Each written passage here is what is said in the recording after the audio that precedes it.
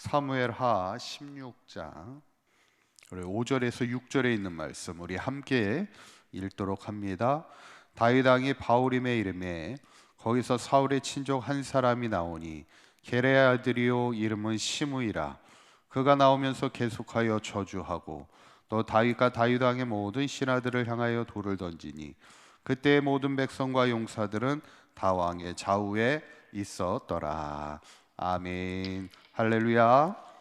우리 지난 시간에 압살롬의 반역으로 인해서 이제 다윗이 도망가게 될 때, 지난 시간에는 특별히 그 제사장들과 레위인들이 다윗을 지지하면서 함께 궤를 메고 함께 가려 할 때, 다윗은 오히려 제사장들을 향해 하나님의 언약궤를 도로매어 가라는 거예요. 개인적인 안위를 위해서 하나님의 제사장들과 하나님의 궤를 움직이지 않겠다는 것이죠. 그러면서 내가 하나님의 은혜를 입으면 다시 돌아오기를 기도하는 그런 다윗의 신앙을 보게 됩니다.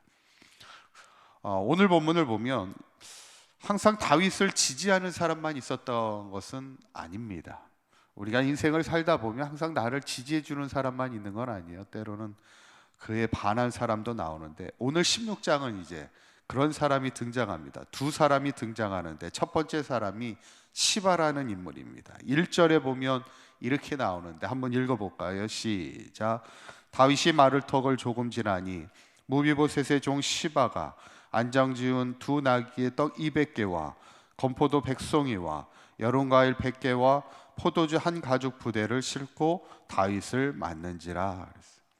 다윗이 도망가게 될 때 다윗을 또 기다렸던 사람 하나가 등장하는데, 이제 시바라는 인물인데 무비보셋의 종이다 이렇게 나오죠. 일전에 이제 무비보셋에 대한 이야기가 나올 때, 무비보셋이 누굽니까? 무비보셋이 바로 요나단의 아들입니다. 살아남은 요나단의 아들, 절뚝발이가 됐던 그 요나단의 아들 무비보셋을 이제 다윗이 선대했던 그런 일들이 있었는데, 그 종 시바가 갑자기 다윗이 도망을 가게 될 때 나타나더니 두 나귀와 떡과 그 건포도와 여론과일과 포도주를 가지고 다윗과 또 그의 가족과 일행을 위하여 이렇게 챙겨주는 거예요. 다윗의 입장으로는 얼마나 고맙습니까? 자기뿐만 아니라 자신의 가족을 챙겨주고 함께하는 일행들을 챙겨주면서 이렇게 귀한 것을 주는데, 여기까지는 고운데 그 다음이 문제예요. 3절에 있는 말씀을 보시면 이렇게 얘기하죠. 한번 읽어봅니다. 시작.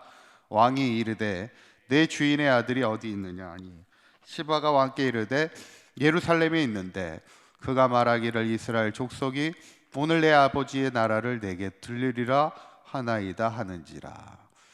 지금 무비보셋에게 묻는 그 시바에게 묻는 거예요. 지금 너 주인이 어디 있냐, 무비보셋이 어디 있냐 이렇게 물어보니까 무비보셋이 뭐라고 대답해요? 지금 무비보셋은 예루살렘에 있는데, 그가 지금 어떤 얘기를 하고 있냐면 오늘날 지금 이스라엘이 나에게 돌아올 거다. 그러니까 다윗이 지금 도망가는 상황 속에서 이 예루살렘 나라가 나에게 올 것이다 이렇게 얘기했다는 거예요. 과연 그랬을까? 나중에 이렇게 성경학자들이 이렇게 볼 때는 결코 그렇지는, 무비보셋이 그렇지는 않았을 것으로 보여지는데, 이 시바라는 인물을 이제 다시 조명하게 되는 겁니다. 어떻게 보면 겉으로는 다윗에게 막 떡을 갖다 주고 나귀를 갖다 주고 포도주를 갖다 주고 과일을 갖다 주면서 겉으로는 잘 해주는데, 속에는 지금 어떻게 보면 다윗과 무비보셋 사이를 이간질을 시키는, 어떻게 보면 좀 꿍꿍이가 있는 그런 교활한 사람으로 보여지는 거예요.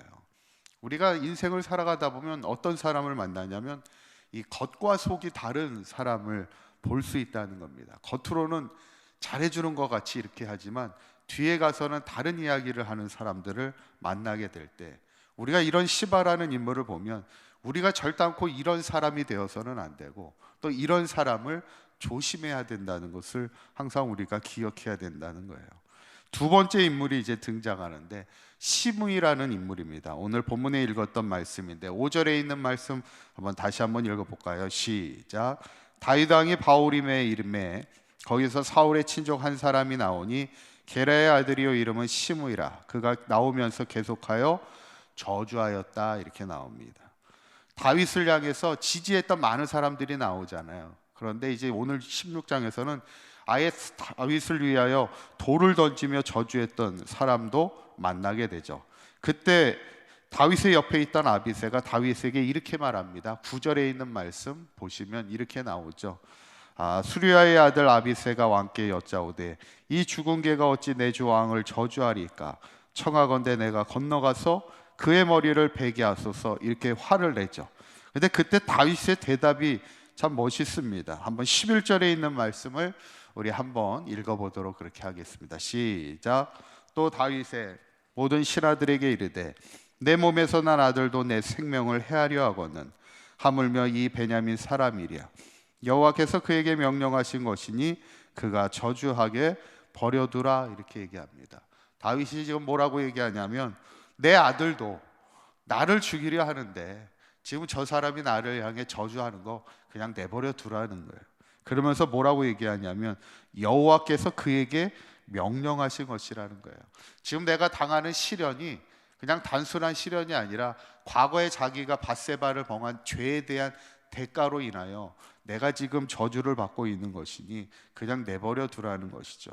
어떻게 보면 자기의 과오를 돌아보는 그런 어떤 시간을 삼고 있는, 겸손히 그것을 받아들이고 있는 그런 신앙을 보게 된다는 겁니다. 저는 오늘 이 본문을 보면서 우리도 인생을 살아가다 보면 뜻하지 않게 비난을 당할 때가 있어요. 우리가 사역을 하면, 교회에서 일을 하면서도 생각지 않은 비난을 당할 때가 있습니다. 그럴 때 우리가 어떻게 해야 될까?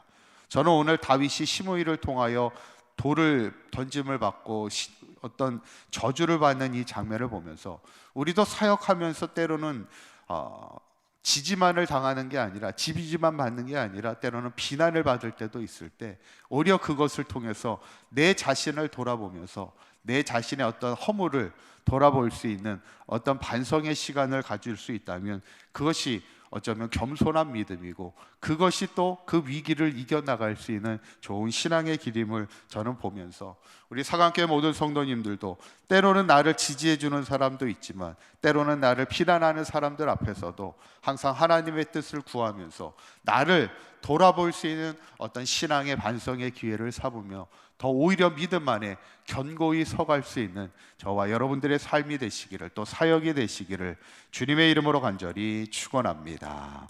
기도합니다. 고맙고 감사하신 하나님, 오늘 다윗이 도망자의 삶을 살아갈 때 그를 도왔던 수많은 사람들, 그를 지지했던 수많은 사람들도 있었지만 그를 향하여 이간질을 시키고 또 그를 향하여 비난을 서슴지 않았던 이들도 있었음을 보게 됩니다.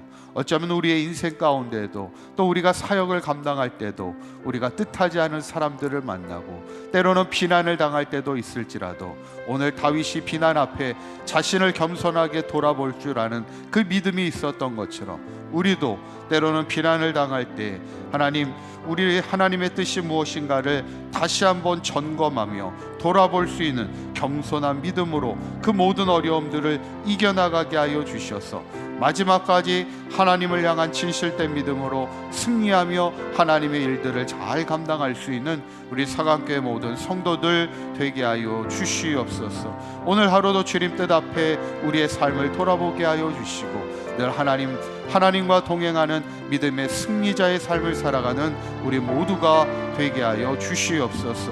우리 주 예수 그리스도의 이름으로 기도하옵나이다. 아멘.